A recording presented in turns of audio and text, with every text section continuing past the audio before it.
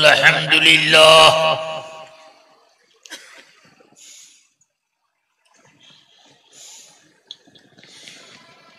अल्हम्दुलिल्लाहिल्लज़ी लहुल हम्दु सर्मदा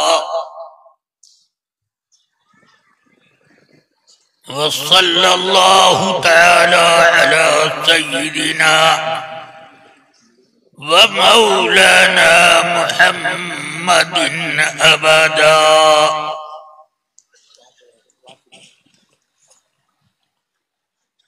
व अला आलिहिल मसाबिहिल गुरर व अस्हाबिहिल सुरजिज ज़ुहर अल्लाहुम्मा सल्लि अलैहि व अलैहिम सलातन तुनव्विरु बिहा वुजूहना व सुदूरना व क़ुलूबना व क़ुबूरना अम्मा बअद फ़अऊज़ु बिल्लाहि मिनश शैतानिर रजीम बिस्मिल्लाहिर रहमानिर रहीम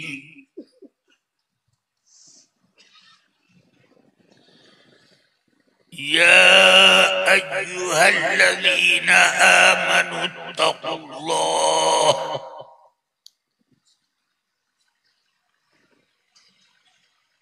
इत्तक़ुल्लाह वब्तग़ू इलैहिल वसीला सदक़ल्लाहुल अलिय्युल अज़ीम व सदक़ रसूलुहुन नबियुल करीम सल्लल्लाहु तआला व सल्लम अलैहि व अला आलिहि व सहबिहि अजमईन।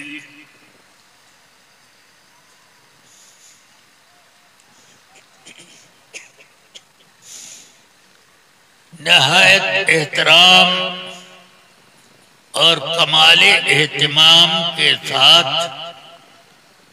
एक बार दिल की गहराइयों से बारगाहे सैयदुल आलमीन रहमते हर दो जहां सैयदिना मुहम्मदुर रसूलुल्लाह सल्लल्लाहु अलैहि वसल्लम की तरफ मुतवज्जिह होकर दुरूद व सलाम का नजराने अक़ीदत व महब्बत पेश करें। अल्लाहुम्मा सल्लि अला सय्यिदिना व मौलाना मुहम्मदिन मअदिनिल जूदि वल करम व अला आलिहि व सहबिहि व बारिक व सल्लिम।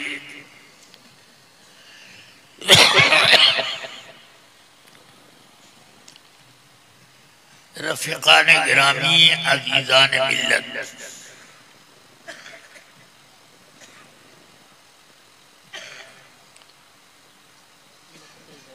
अभी आपने ताज़ीमे सरकारे दो आलम सल्लल्लाहु तआला अलैहि वसल्लम से मुतअल्लिक़ एक मुदल्लल तकरीर समाअत फरमाई।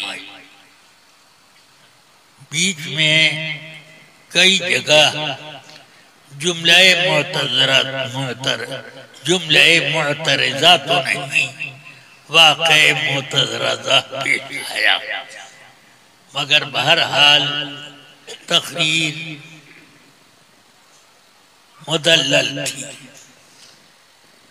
अल्लाह ताला इनका ज़ोरे बयान और मबलग़े इल्म और ज्यादा बढ़ाए। रफ़ीक़ान मिल्लत,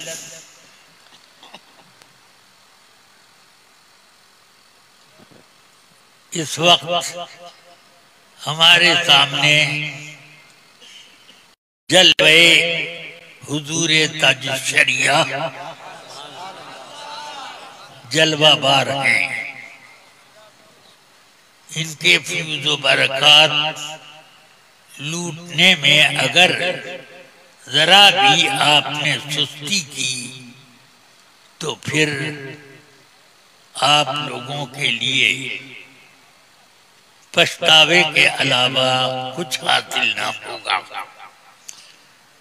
मौका हाथ आ गया है, उसको साथ कर लीजिए। अल्लाह तबारक व तआला से दुआ है कि आप सब लोगों को आला हजरत की बारगाह की खास बरकतें अता हो जाएं। अब कुछ जिम्मेदारी मेरे ऊपर डाली गई। मैंने तो अब तकरीर न पहले की थी न अब, जो कर दी थी दर्सगाही तकरीर का चरवा जो लोगों के सामने पेश कर देता था, अब तो वो भी करना तर्क कर दिया है। लेकिन अब इस वक्त मुझको हुक्म दिया गया तो इताअत के अलावा क्या चारे कार। इसलिए कुछ चंद बातें आप मुझसे गौर से समाअत फरमाएं। अगर याद हो तो एक बार फिर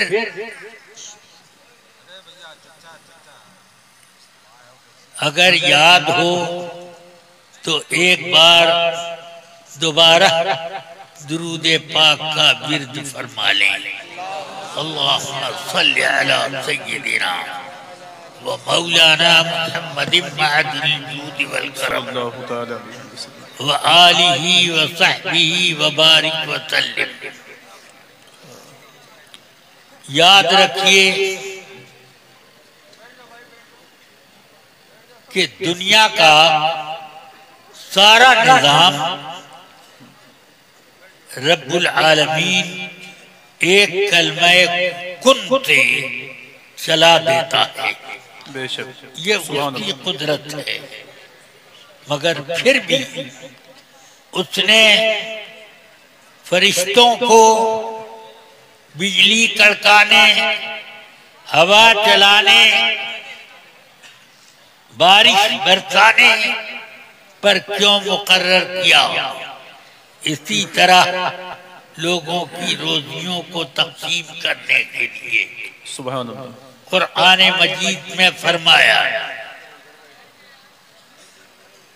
सूरह क़द्र का बयान के में जिक्र किया, तनज़्ज़लुल मलाइकतु वर्रूहु फ़ीहा मिन कुल्लि अम्र। तो ये इसी चीज की जरूरत क्यों पड़ी? अल्लाह खुद सारा काम कर सकता है और वो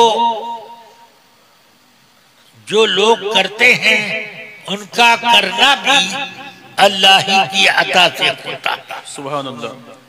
मगर इन वसाइल को अल्लाह ने हमारी निगाह के सामने क्यों रखा? उसकी वजह यह है कि अल्लाह कादिर है इस बात पर कि बेवसीला आपको कुछ दे, लेकिन क्या आप भी बेवसीला लेने की सलाहियत रखते हो? ये जरा सोचना चाहिए। सुनो, ये कुरान अजीम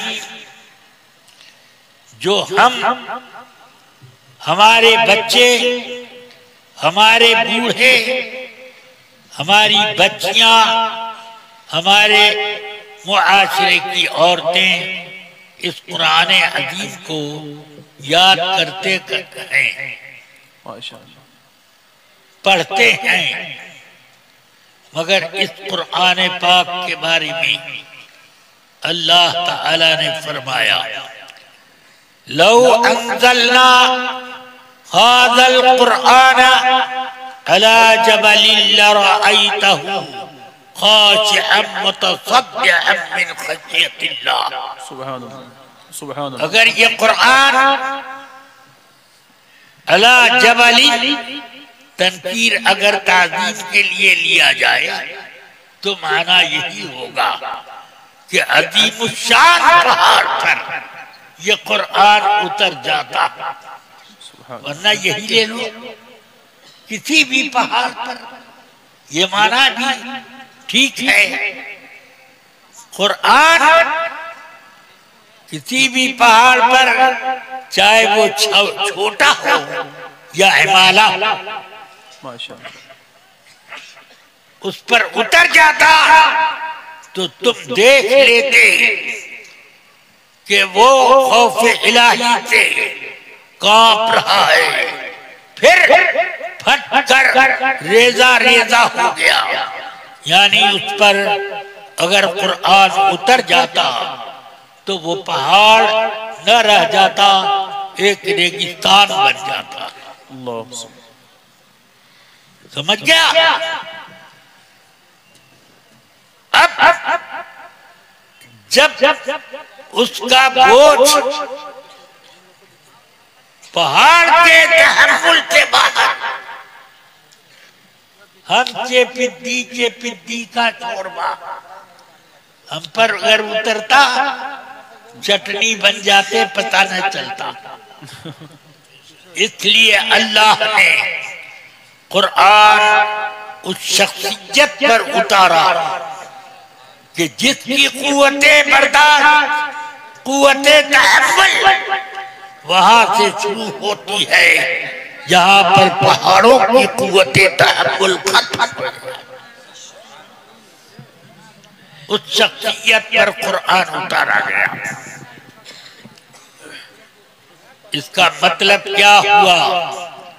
कुरान डायरेक्ट आप लेने पर लेने की सलाहियत नहीं रखते, मगर नबी पाक सल्लल्लाहु अलैहि वसल्लम के तवज्जुह से अब वो कुरान हम तक पहुंचा।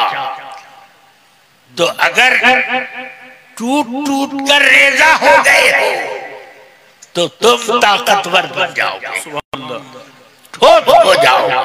सुभान अल्लाह। वनुनज़्ज़िलु मिनल कुरआनी मा हुवा शिफ़ाउन व रहमतुन लिल मुमिनीन वला यज़ीदु ज़ालिमीना इल्ला ख़सारा। पहाड़ पर उतर जाता तो पहाड़ रेजा रेजा हो जाता। मेरे आका सरवरे कायनात पे उतरा, उतरता गया और वलल आखिरतु खैरुन लका मिनल ऊला। सुभान अल्लाह, सुभान अल्लाह। आका रेजा रेजा क्या होंगे? मेरे आका सल्लल्लाहु अलैहि वसल्लम की सारी कुव्वतें और ज्यादा बढ़ती हैं। सुभान अल्लाह। तो इसलिए इस शख्सियत ये जरूर है कि कुरान का बहुत बड़ा बोझ है। इसलिए जब उसकी वही उतरती थी तो आकाए कायनात सल्लल्लाहु अलैहि वसल्लम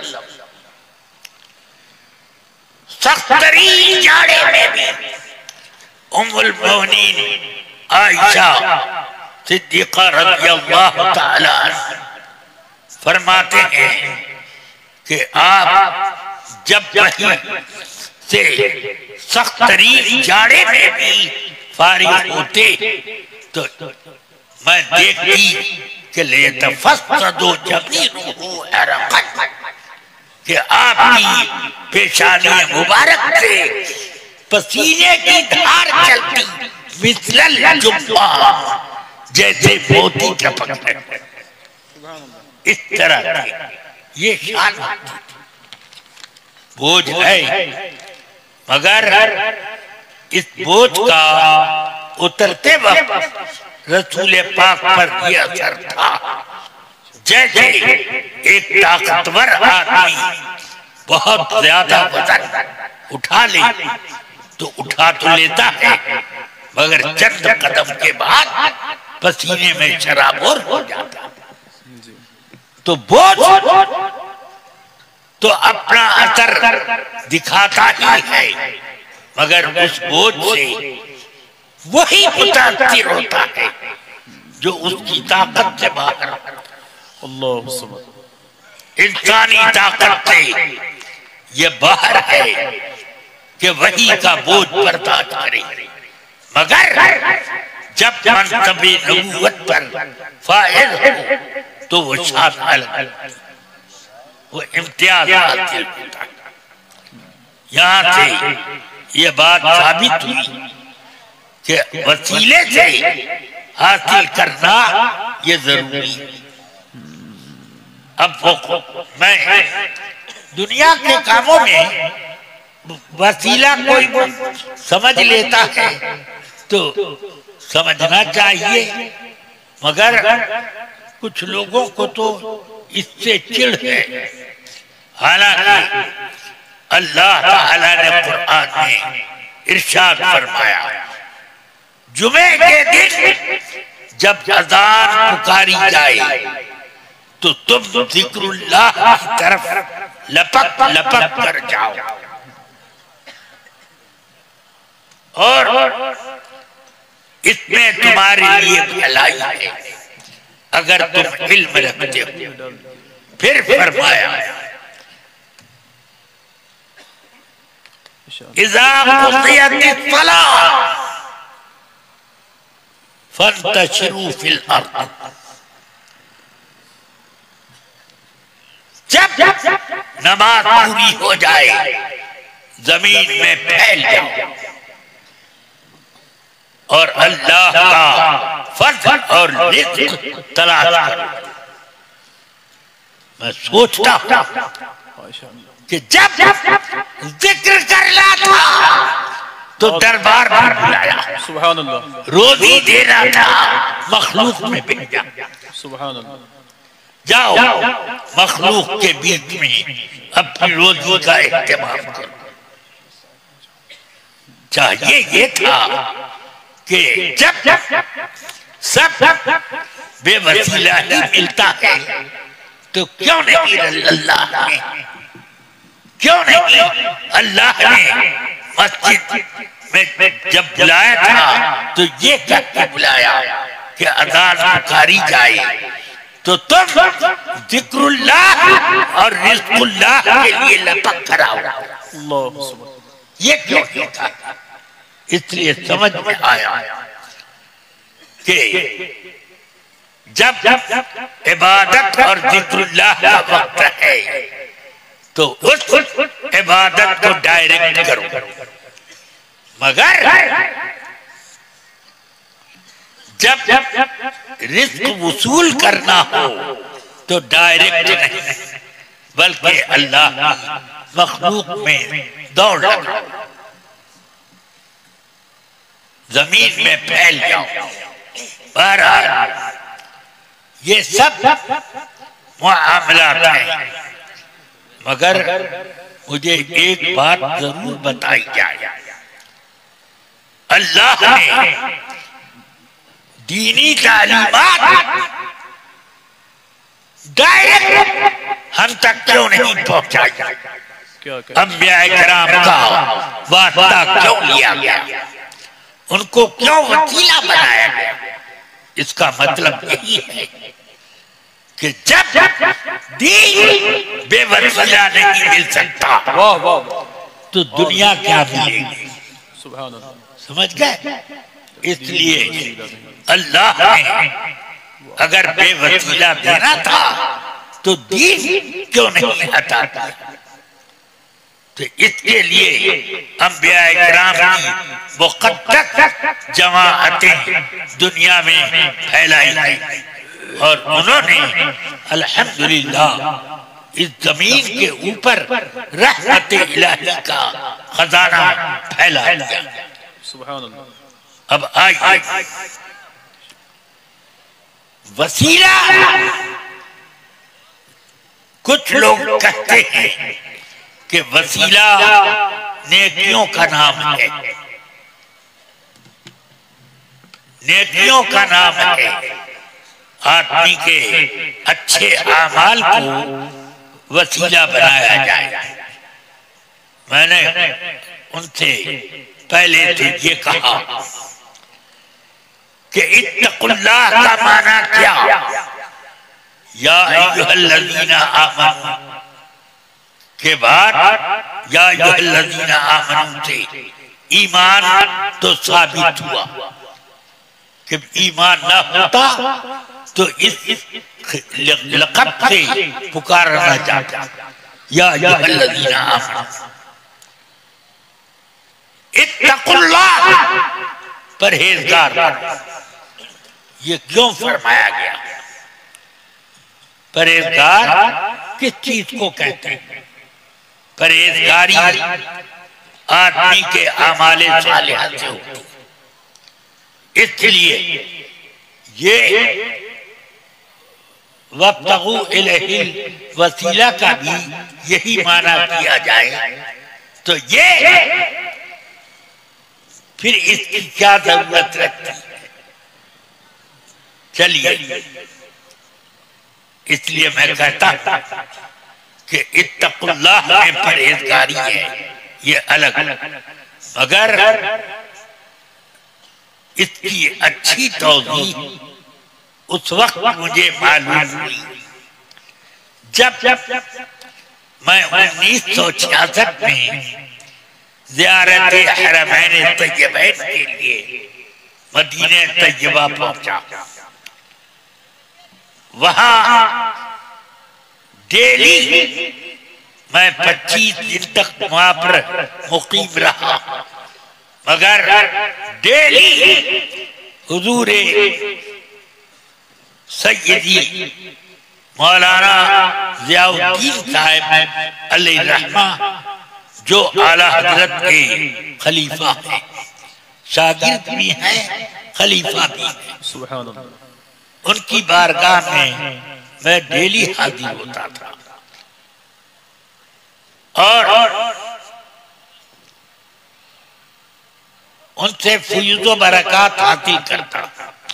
एक दिन मैंने अर्ज की, हुजूर, ये नदियों की आमद आपके यहाँ पहुंचने के पहले से हुई या आपके जमाने में? अगर आपके जमाने में थी तो ये बताएं कि यहाँ के उलमा को बहुत अज़ियत की थी नदियों ने, क्या आपको भी कुछ इस तरह का हादसा नहीं ना पेश आया? फरमाया, उसकी तफसील यह है, सबको बुलाया गया, मुझे भी एक रोज काजी बलहीद ने अपना एलची बेचकर बुलवाया। मैं पहुंच गया। उसने कहा, ऐ तक़ुलु फिल वसीलति मिनल अंबिया वल औलिया, क्या राय है तुम्हारी इस बारे में कि अंबिया और औलिया से वसीला लिया जा सकता है, उनको वसीला बनाया जा सकता है? तो मैंने कहा, हाँ, उनसे उनको वसीला बना सकते हैं। तो उसने कहा, कैफ़ तक़ूल व यक़ूलु अल्लाहु अज़्ज़ा व जल्ल या अय्युहल्लज़ीना आमनुत्तक़ुल्लाह वब्तग़ू इलैहिल वसीला अल अमल सालिह। तो मैंने अर्ज की, हुजूर, ये आपने पूछा नहीं कि ये अमल सालिह आयत में कहा है? तो क्या नहीं, बात बिला वजह बढ़ती। मैंने ये सब नहीं बात की। उसने जब ये कहा कि बस हमारे हसनात और आमाले सालिहा यही वसीला है। तो मैंने पूछा क्या आपके आमाल सालिहा मकबूल है यकीनी? दिल के यकीन से बताइएगा। और कहा नरजू, उम्मीद है करना, उम्मीद वाली बात है, ये तो शक है। आप यकीनी तौर पर बताइए क्या इस बात को कि आपके आमाल सालिहा मकबूल है। उम्मीद है, उम्मीद है। फिर मैंने वही कहा। अब उसने कहा कई बार जब ये हुआ तो उसने गर्दन झुकाई, कहा कि भाई हम कैसे कह सकते हैं यकीन से कि हमारा अमल मकबूल है। तो कहा सुभान अल्लाह, आपने ऐसा वसीला पकड़ा जिसके मकबूल होने में शक है, और हमने वो वसीला पकड़ा जिसके मकबूल होने में जो शक करे काफिर हो जाए। बोलिए किसका वसीला मजबूत है? सुभान अल्लाह, सुभान अल्लाह। तो उस वक्त कादी बलहीद कहने लगा मरहबा मरहबा, जाइए जाइए, रोह रोह। तो इससे मुझे अब एक जवाब और मुहैया हो गया। बुजुर्गों की सोहबत का फैज बड़े बड़ों को मिलता है। हाँ, कभी ये ना सोचा जाए कि हम इन बूढ़ों से ज्यादा तरोताजा इल्म रखते हैं, बल्कि उन बुजुर्गों की बारगाह से बहुत बड़ी बड़ी बाफैज बातें हासिल हो जाया करते। बहरहाल वसीला। अब आइए एक हदीस सुनिए। हाकिम ने मुस्तदरक में उसकी तखरीज की और ज़हबी ने अपनी तलखीसुल मुस्तदरक में कहा सहीहुल इस्नाद। इस हदीस की सनद बिल्कुल सही है। ये उसको कहा। ये मैं इसलिए कहता हूं कि ये लोग ये ज़हबी को तो बहुत बड़ा मानते हैं, और जब हदीस अपने खिलाफ पाते हैं तो उस वक्त इन लोगों को कहते हैं ज़ईफ है, ज़ईफ है। इसलिए मैंने ये बात की। ज़हबी ने कहा कि ये सहीहुल इस्नाद है। क्या सय्यदना हुज़ैफतुल यमान रज़ियल्लाहु ताला अन्हु साहिबु सिर्र रसूलिल्लाह सल्लल्लाहु अलैहि वसल्लम, हुजूर के एक राज़दार साहबी, वो उनसे लोगों ने पूछा इस आयत को पढ़कर कि ये क्या माना हुआ, या अय्युहल्लज़ीना आमनुत्तक़ुल्लाह वब्तगू इलैहिल वसीला। तो बरजस्ता उन्होंने फरमाया लक़द अलिमल महफूज़ूना मिन अस्हाबि मुहम्मद अन्ना इब्ना उम्मे अब्द लमिन अक़रबिहिम इलल्लाहि वसीला। पाक तीरथ सहाबाए किराम रसूल अकरम सल्लल्लाहु अलैहि वसल्लम के उनको यकीन से ये मालूम है कि अब्दुल्ला इब्ने मसूद अल्लाह की तरफ करीब तरीन वसीलों में से एक है। लमिन अक़रबिहिम, अक़रब के माने करीब नहीं, करीब तरीन, करीब तरीन वसीलों में से एक वसीला। क्या अब्दुल्ला इब्न मसूद किसी नेकी का नाम है? अब्दुल्ला इब्न मसूद वो है कि रसूल पाक उनको फरमाया करते थे कि रदीतु लि उम्मती मा रदिया बिही इब्नु उम्मे अब्द का बेटा यानी अब्दुल्ला इब्न मसूद जिस चीज को पसंद कर ले वो मैं अपनी उम्मत के लिए पसंद करता हूं, वो है शख्सियत। तो अब सैयदना अब्दुल्ला इब्न मसूद किसी अमल का नाम नहीं, शख्सियत का नाम। समझ में आ गया कि साहबे किराम भी ये जानते थे कि वसीला असल में वो बुजुर्ग तरीन शख्सियतें थे, उनसे मिलने की और सूरत क्या, उनसे मिलने की और सूरत क्या, मिलने वालों से राह पैदा कर तब आदमी करीब तर पहुंचता। ये सारी बात मैंने कह डाली। मकसद मेरा ये आज आजादी का दौर है। हर आदमी यहाँ तक कि एक नाबालिग तर बच्चा भी अपने आप को अक्लमंद और खुद मुख्तार समझता। ऐसी आजादी का दौर है। अब ऐसे में मैं बताना चाहता कि अल्लाह की बारगाह के लिए मजबूत वसीला तलाश करना न बच्चों का काम है न बड़ों का काम है। वसीला उन लोगों को चुन दिया है अल्लाह ने जो उसकी बारगाह से मुंसलिक है। इसीलिए तो कहा गया कि इत्तकुल्लाह व कूनू मअस सादिकीन, ईमान वालों अल्लाह से डरो और सच्चों के साथ हो जाओ।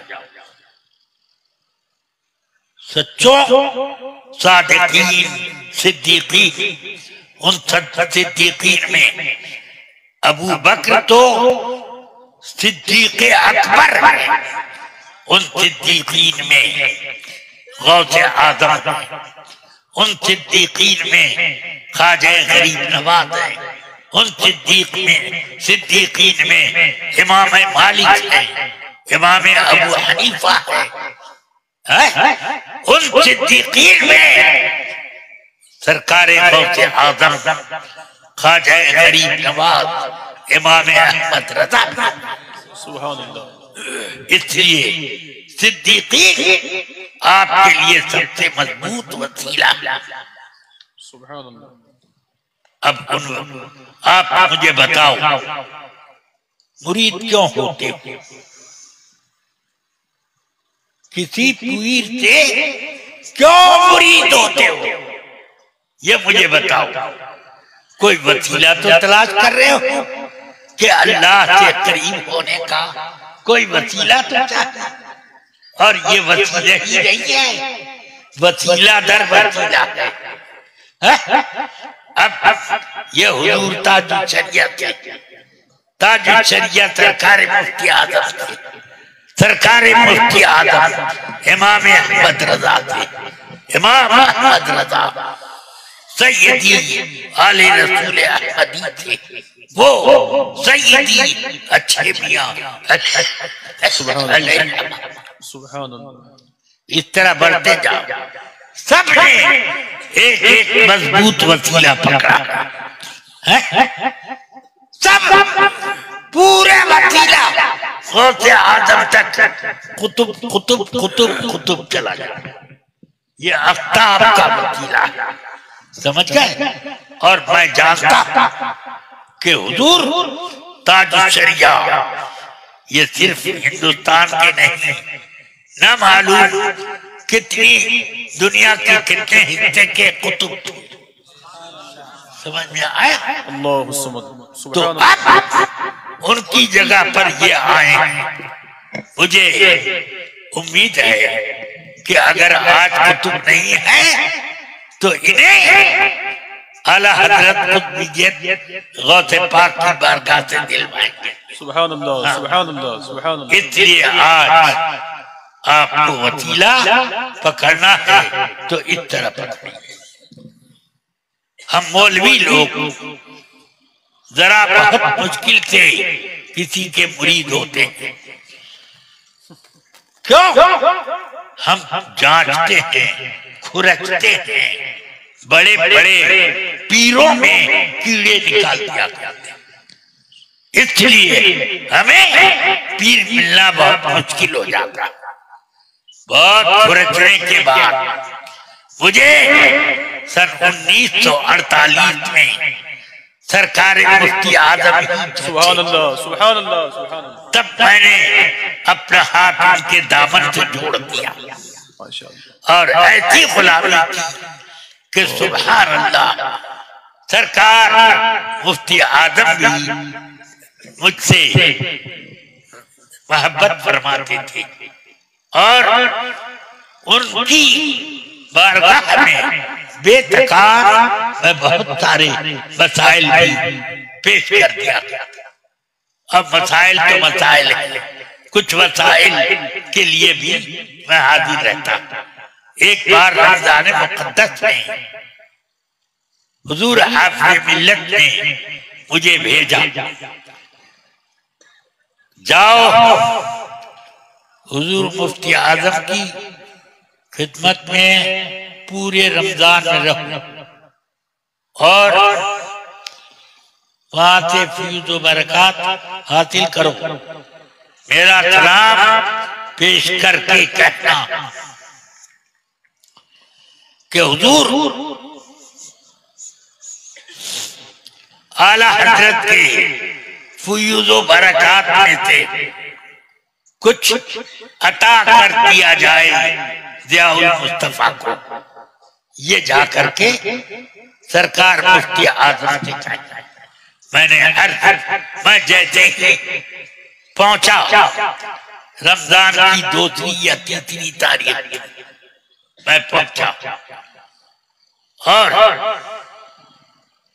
जैसे ही मैं आपकी नशरगाह वाले हिस्से में दाखिल हुआ, जो एक आंगन और एक दरवाजे पर मुश्तमिल था और चंद कमरे थे और एक बरामदा, उसी में सरकार की नशस्त होती और वहाँ तावीज़ लेने वाले, मसाइल दरियाफ्त करने वाले, बरकत हासिल करने वालों की लाइन लगी रहती।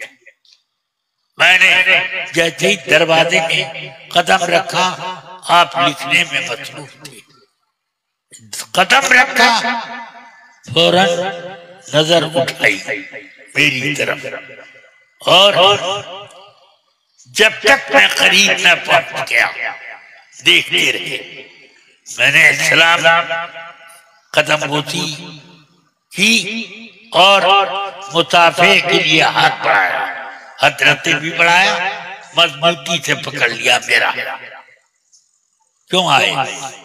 मैंने कहा हुजूर तो कुछ देर बाद बताऊंगा, अभी क्यों नहीं बताते? मेरा हाथ छोड़ ही नहीं रहे, अभी क्यों नहीं बताते? मैंने कहा हुजूर हाफ़िज़ मिल्लत ने मुझको भेजा है कि आला हजरत का के फैज़ व बरकत में से कुछ अता फरमा दे। तो इस तरफ किया, मेरे पास क्या रखा? यूं झटक के कहा, मेरे पास क्या रखा? मैंने कहा अब तो समझ में आ गया कि बहुत कुछ रखा है। हाँ, और वो मिलने वाला है, मिलने वाला है। फिर जोहर की नमाज के लिए उठे, उसके बाद असर की नमाज के लिए जब उठे तो उस वक्त तक रमजान में सारे मुतवस्सिलीन, मुतक़िदीन और तावीज लेने वाले, मसाइल पूछने वाले सबकी भीड़ छट चुकी होती। आप असर की नमाज पढ़कर तख्त पर तशरीफ लाए और मैं सामने वाली कुर्सी पर बैठ गया।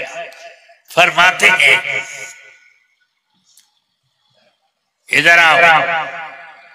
मैं तख्त के पास 10 बस्ता खड़ा हो गया। यहाँ तख्त पे बैठो।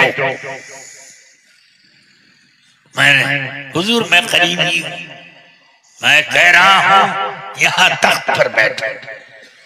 फिर आपने मेरा हाथ अपने हाथ में लेकर कुछ दुआएं भी पढ़ी और कुछ इजाजतें भी मरहमत फरमाई। ये सरकार का बड़ा करम था। उसी वक्त उसी सफर में एक रोज तरावीह वगैरह के बाद मैं बहुत सारी किताबें लेकर हाजिर हुआ। हुजूर वो किताबें देखकर ये क्या है? मैंने कहा हुजूर कुछ पढ़ने के लिए आया। कुछ नहीं बोले। मैंने कहा हुजूर ये हदीस शरीफ की किताबें, ये फिक्र की किताबें, ये उसूल फिक्र की किताबें वगैरह वगैरह ये है। मैं चाहता हूं कि सरकार मुझे इन किताबों की वो वाली इजाजत दे जो इजाजत सरकार आपको अल्लाह माशाअल्लाह। मैंने पढ़कर हर किताब की अव्वल और आखिर की इबारत सुनाई।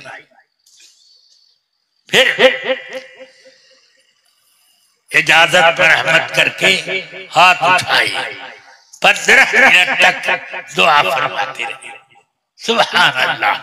ये बेतकल्लुफी थी इस अहमक की, और वो फुयूद व बरकत का बाड़ा था जो बढ़ता था। सुभान अल्लाह। तो अब आज उनकी जगह पर ताजु शरिया हुए। ताजु शरिया की जगह पर माशाअल्लाह। सुभान अल्लाह। सुभान अल्लाह। नारे तकबीर। की बारगाह का बाड़ा तक़सीम होना है, यहीं से होगा। जिसको लेना है यहीं से ले। और देखें कि कितना बढ़ता है। अल्लाह तबारक व तआला आप सब लोगों को आला हजरत की खैरात से माला माल फरमाए। रफीकान गिरामी, अज़ीज़ान मिल्लत, मैं क्या एक हकीर मिट्टी का कीड़ा, मगर हुजूर सय्यदी उस्तादी व मलादी हाफ़िज़ मिल्लत ने मुझे कुंदन बनाया। माशाअल्लाह। और हुजूर सय्यदी सरकार मुफ्ती आज़म ने मुझे मेरी मंजिलें बहुत तय कराई। मैं उन सब बुजुर्गों की नजर करम का एक नजर करम का फैज ले सका। मेरी उम्र मत देखिएगा। हुजूर ताज शरिया अलैहि रहमा बेशक मुझसे 1000 गुने बड़े, उम्र 8 साल मेरी ज्यादा। समझ गया? बड़े वो है, उम्र मेरी 8 साल ज्यादा। समझ में आ रही? हाँ। अब ये समझिए कि मेरी उम्र क्या नापिएगा। मेरे मुरीद होने की उम्र का कोई आदमी मिले तो बताइए कि उतना पुराना मुरीद सरकारी मुफ्ती आज़म का कोई जिंदा है? 1948 में मुरीद हुआ। समझ में आया? ये इतनी लंबी मुद्दत है कि इस मुद्दत में बूढ़े होकर के दुनिया से फिराक होते थे। दुनिया से वो कूच कर जाते। तो इतनी पुरानी मुद्दत से अल्हम्दुलिल्लाह मैंने अपने बचपन में हुजूर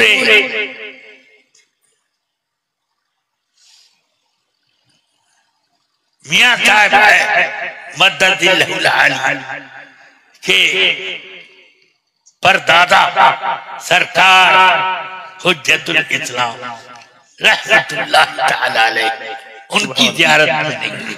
सुभान अल्लाह, सुभान अल्लाह, अपने बचपन में। सुभान अल्लाह। कोई शायद दुनिया में कोई शायद हुज्जतुल इस्लाम का दीदार करने वाला नजर आ जाए। समझ में आया? अल्लाह तबारक व तआला गालिबन जिस सन में सरकारे हुज्जतुल इस्लाम की वफात शरीफ वाक़ हुई उसी सन में हुजूर ताज शरिया पैदा हुआ। हाँ, हुजूर ताज शरिया पैदा हुआ, यानी हुज्जतुल इस्लाम जाते जाते अपना खलीफा क्या कहने। वाह वाह वाह वाह, सुभान अल्लाह। समझ गए? ताज शरिया की पैदाइश उसी चंद दिन के आगे पीछे है। अब या तो उनकी वफात से 2-3 दिन पहले या 4-6 दिन बाद ऐसे ही सरकार ताज शरिया की पैदाइश। बहरहाल हुजूर हुज्जतुल इस्लाम लोगों को खाली हाथ छोड़ के नहीं गए, एक अपना अतिया भी लोगों के बीच में रखा। सुभान अल्लाह, सुभान अल्लाह। सुभान आला हजरत की नस्ल में औलादे ज़कूर की सिवाय हज़रत सय्यदी हुज्जतुल इस्लाम के और सरकार मुफ्ती आजम की बेटियां तो थी और बहुत बुजुर्ग बेटियां भी। हजरत की दादी मोहतरमा भी हुजूर सय्यदी सरकार मुफ्ती आजम की सबसे बड़ी शहजादी थी। सुभान अल्लाह, हाँ, सुभान अल्लाह। ये नजीबुत तरफैन है, माशाअल्लाह। हुज्जतुल इस्लाम और मुफ्ती आजम दोनों का इत्र है। सुभान अल्लाह। इसलिए आप जितना लूटना है लूटो, वक्त अब ज्यादा नहीं रहा। अल्लाह ताला मुझे और आप सबको खैर और बरकत से मालामाल फरमाए। आखिर में एक जरूरी जुमला मैं जरूर कई सौ जुमलों पर मुश्तमिल एक जुमला पेश करूंगा। याद रखो, इस जमाने में जिस जलसे में जाओ मसलके आला हजरत जिंदाबाद ये लगता है, मगर उस मसलके आला हजरत जिंदाबाद का नारा लगाना तो बड़ा आसान है। उस पर अमल कितने लोग अमल करते हैं, उस चीज को याद करो। मसलके आला हजरत में सबसे बुनियादी चीज ईमान की हिफाजत है। समझ रहे हैं आप? ईमान की हिफाजत है। सूना जंगल रात अंधेरी छाई बदली काली है, सोने वालों जागते रहे। अब सोने के दोनों माना हो सकता है। सोना चांदी रखने वाले, ये भी हो सकता है कि नींद से सोने वाले। सोने वालों जागते रहे, चोरों की रखवाली। है? हमारा सोना हमारा ईमान है। समझ गए? जागते रहियो चोरों की रखवाली। इसलिए अब इस जमाने में एक आला हजरत की मोहब्बत है, जिसके दिल में इंशाअल्लाह वो मोहब्बत उसके ईमान को जकड़ के रखे, सुभान अल्लाह, ईमान को खटकने नहीं। इसलिए आला हजरत रज़ियल्लाहु ताला अन्हु का मसलक है, और ये मसलक आला हजरत का मसलक नहीं है, गौसे पाक का मसलक है। सुभान अल्लाह, सुभान इमाम मालिक, इमाम शाफी का मसलक है, इमाम अहमद इब्न हंबल का मसलक है। ये मसलक गरीब नवाज का मसलक है। ये मसलक हजरत सैयदना शेखुल मशाइख शहाबुद्दीन उमर सोहरवर्दी रज़ियल्लाहु अन्हु का मसलक है। कुतुबुल मशाइख ख्वाजा बहाउद्दीन नक्शबंद रज़ियल्लाहु ताला अन्हु का मसलक, यही साहबे किराम का मसलक, यही मेरे आका सरवरे कायनात का लाया हुआ दीन है। सुभान अल्लाह, कोई नई चीज नहीं है। मसलक आला हज़रत ये इसलिए पहचान में आया कि न देवबंदियों ने छेड़ा होता, न आला हज़रत के नाम पर आदमी की हक़ानियत साबित होती। बहुत अच्छे, समझ गए? जो बंदियों ने ईमान लूटने का पूरा सामान मुहैया कर दिया। इसलिए भाइयों अब सुनो, रसूल अकरम सल्लल्लाहु अलैहि वसल्लम ने फरमाया, मुस्लिम शरीफ उठाइए, उसके मुकदमे ही में शुरू ही में यह हदीस आपको मिलेगी।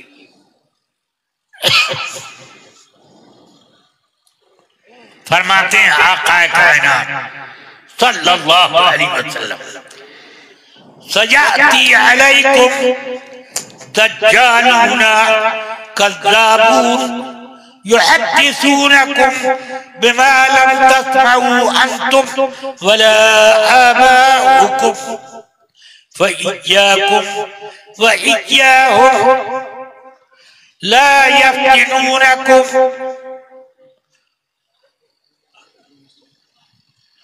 वला युज़िल्लूनकुम।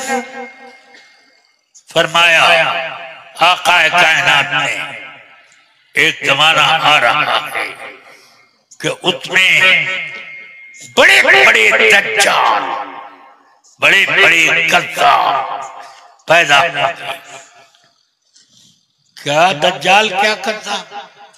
क्योंकि वो ऐसी बातें करेंगे जो बात न तुमने सुनी न तुम्हारे बाप दादा ने सुनी।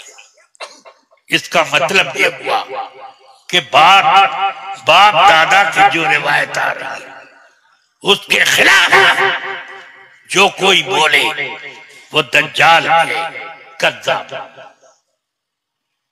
फरमाते हैं आक़ाए कायनात, सुन लो अभी से तैयार हो जाओ, इय्याकुम व इय्याहुम, अपने आप को उनसे दूर रखना और उनको दूर करके रखना, दूर दूर करीब आने न देना। क्यों? करीब आएंगे तुम्हें गुमराह न कर दें, तुम्हें फितनों में न डाल दें, बदअक़ीदा न बना दें। समझ गए? एक साहब कहने लगे, क्या बात करते हैं आप, देवबंदी की एक प्याली चाय पी लूंगा तो मेरा ईमान बिगड़ जाएगा। मैंने कहा हाँ, चाय तू पिएगा उसकी दोस्ती की बुनियाद पर। ये दोस्ती वो चीज है कि कुरान फरमाता मन यतवल्लहु मिनकुम फइन्नहु मिनहुम, जो उनसे दोस्ताना करे वो उन्हीं में से। अल्लाह जिनको उन्हीं में जोड़ दे तो हमारे अलग करने से अलग होगा। हमें जाना है रब के हुजूर, हमें जाना है कब्र में, वहां पर नमाज का सवाल नहीं होगा, कितने रोजे रखे ये भी नहीं, वहां पर तुम्हारे ईमान का सवाल। बुखारी शरीफ में कब्र के सवाल की रिवायतें गालिबन 4 सहाबा से हैं। नंबर 1 सय्यदतना अस्मा बिन्त अबी बकर, नंबर 2 हजरत अनस इब्न मालिक, नंबर 3 हजरत सय्यदना बरा इब्न आज़िब, और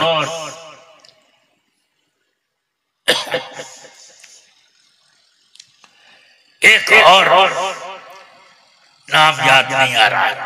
12 तो इस तरह उन रिवायतों में सिर्फ और सिर्फ एक सवाल का जिक्र है। बुखारी में जो रिवायत एक सवाल का जिक्र है। क्या फरमाते हैं आकाए कायनात, तुम्हारी कब्र में हाजिरी दी जाएगी और कहेगा फरिश्ता है कि मा तक़ूलू फी हाज़र रजुल, इस शख्सियत के बारे में तुम्हारा क्या अकीदा, किस बात के कायल थे तुम। फ़अम्मल मोमिन अविल मूक़िन, मोमिन या साहिब यकीन, वो कहेगा हाज़ा मुहम्मद जाअना बिल बय्यिनाति वल हुदा फ़आमन्ना बिही वत्तबअनाहु, यक़ूलु सलासा। 3 मरतबा यही जवाब दोहराया। इतना उसको इस जवाब में मजा आएगा कि बगैर मुकर्रर इरशाद कर कहे हुए वो मुकर्रर करता जाएगा कि ये हुजूर, ये तो मोहम्मद है। हमारे पास दलीलों का, मुअजिज़ात का खजाना लेकर आए, हिदायत का गंजीना लेकर आए।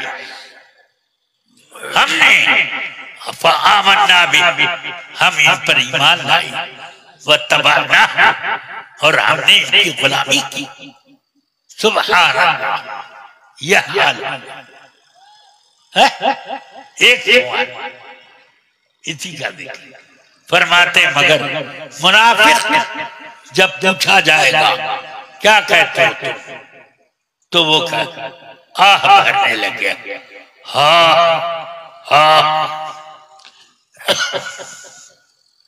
ला अदरी कुन्तु समिअतु अन्नास यक़ूलूना शैअन फ़क़ुल्तु,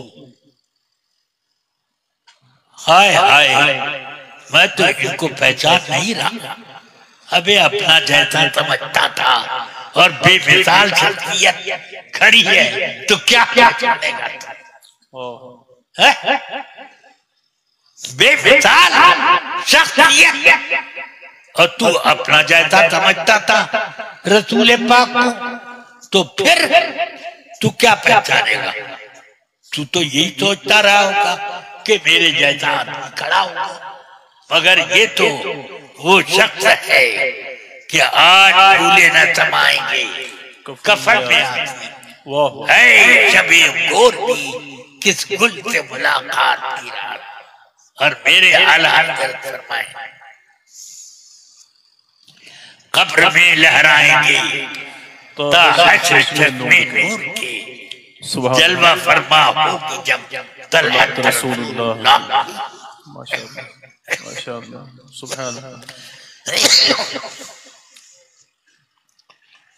तो कहेगा मैं तो इनको नहीं पहचान पा रहा। लोग कुछ कहते थे, मैं लोगों से कुछ बातें सुना करता था, मैं भी वही कह दिया करता था। अब वो क्या सुनता था तो वो भी याद नहीं है इसको। मैं सुनता था, मैं भी कह दिया करता था। यानी कभी फंस गए तो या नबी सलाम अलैका पढ़ लिया। अब यही हाल अल्लाह ने कुरान में फरमाया है इसी चीज को, युसब्बितुल्लाहु अल्लज़ीना आमनू बिल क़ौलि साबित। आक़ाए कायनात फरमाते हैं नज़लत फी सुवालिल कब्र। ये आयत कब्र के सवाल के बारे में उतरी है। क्या है आयत? अल्लाह ईमान वालों को कौले साबित यानी ईमान पर कब्र में जमाए रखेगा। इसका मतलब है कब्र में जब आदमी जाएगा हाफिजा काम नहीं करेगा। अल्लाह ताला मुसलमान को बता देगा ये जवाब, ये जवाब। समझ गए आप? और मुनाफिक और कुफार को कुछ नहीं बताया जाएगा, इसलिए वो जवाब ही न दे सकेंगे। अल्लाह ताला हम सबको हिदायत पर कायम रखे। इसलिए आप बदमज़हबों से इख्तिलाफ और ताल्लुकात जोड़ करके रखें। बिल्कुल सारे ताल्लुकात मुनक़ते।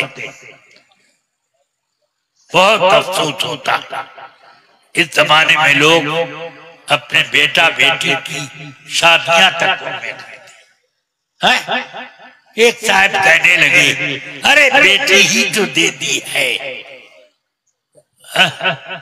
बेटा बेटी तो ले आए हैं उधर से, हमने क्या किया? मैंने कहा कि बेवकूफ ये समझता है कि बेटी ले आया है उसको मुसलमान बना लेंगे। हाँ, मैंने कहा वो बेटी तेरे घर में हर चीज पर फतवे सादिर करेगी। एक साहब ने देवबंदियों के मकतब में अपने बच्चे को कायदा छुपारा पढ़ने के लिए दाखिल किया। मुझे मालूम हुआ तो वो मैंने उनको कहा वहां से उठाओ, इसको फला जगह बैठाओ। कहा कि अरे वो कोई अकीदा पढ़ाने के लिए थोड़ी है, कायदे बगदादी सद्दल कुरान यही तो पढ़ेगा। मैंने कहा कि अच्छा तुम नहीं जानते, सब बरात का मौसम आया, हलवा बना, वो बच्चा घर में आया, हलवा बन रहा था। अम्मा ये क्या हो रहा है? हलवा बन रहा है, क्या होगा? नियात फातिहा इस पर करेंगे। अम्मा ये शिर्क बिदअत है, ये सब नहीं होना चाहिए। तुझसे कितने का? हमारे मौलवी साहब कह रहे थे। वो कह रही ये क्या? तो जब उसका बाप घर में आया तो उसकी माँ ने कहा तुमने इसको कहाँ पढ़ने के लिए भेजा? ये 6 महीने में मुफ्ती बन गया है, फतवा दे रहा है कि ये काम शिर्क है।